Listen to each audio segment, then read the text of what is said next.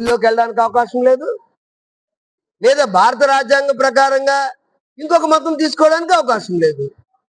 ఈ రెండు అవకాశాలు లేకుండా హరిజనుల్ని ఏదో రకంగా హింసించాలని మతతత్వ శక్తులు కుట్ర పన్నుతున్నాయి. ఆ కుట్రను ఎదుర్కోవడానికి మేము సిద్ధంగా ఉన్నాం. క్రైస్తవం ఏం చెప్తుందంటే, బ్రతుకుట క్రీస్తే, చావైతే లాభం. కేవలం చావుని లాభంగా చెప్పిన ఒకే ఒక మతం క్రైస్తవ్యం. మేము రెడీగా ఉన్నాం. We are ready to die. మేము చచ్చిపోవడానికి సిద్ధంగా ఉన్నాం. అనవసరంగా పడుకున్న వాళ్ళని లేపారు. రానున్న దినాల్లో భారతదేశంలో ఈ ఉద్యమం ఎలాగెళ్తుందో మీరు చూడబోతున్నారు. మొన్న 12వ తేదీని విజయనగరంలో ఒక పెద్ద మహాసభ పెట్టాము. రేపు సెకండ్ సాటర్డే 13వ తారీఖుని జడా శ్రవణ్ కుమార్ గారు, ఫార్మర్ జిల్లా జడ్జి గారు, ప్రస్తుతం హైకోర్టు సుప్రీంకోర్టులో ప్రాక్టీస్ చేస్తున్న ఒక దళిత నాయకుడు విజయనగరం రాబోతున్నారు.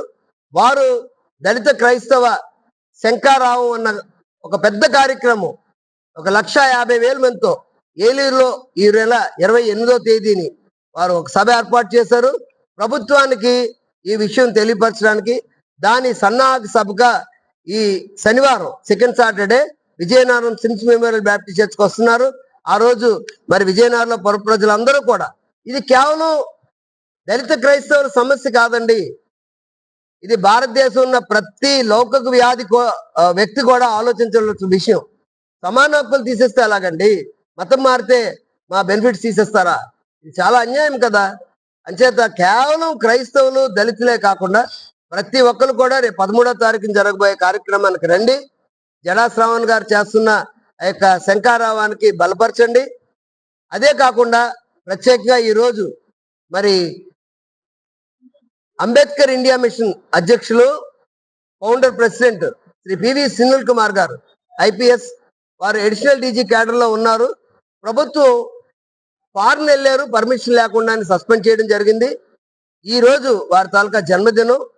వారిని కూడా దేవుడు దీవించాలని, మా యొక్క క్రైస్తవులకి వీళ్ళిద్దరే కాకుండా విజయ్ కుమార్ గారు అనే దళిత్ కుమార్ గారు, హర్ష కుమార్ గారు, అలాగే సునీల్ కుమార్ గారు, అలాగే జడా శ్రావణ్ కుమార్ గారు, నలుగురు కుమారులు 4 స్తంభాల్లాగా మాకు బలపరిచి మమ్మల్ని స్థిరపరిచి ముందుకు తీసుకెళ్తున్నారు.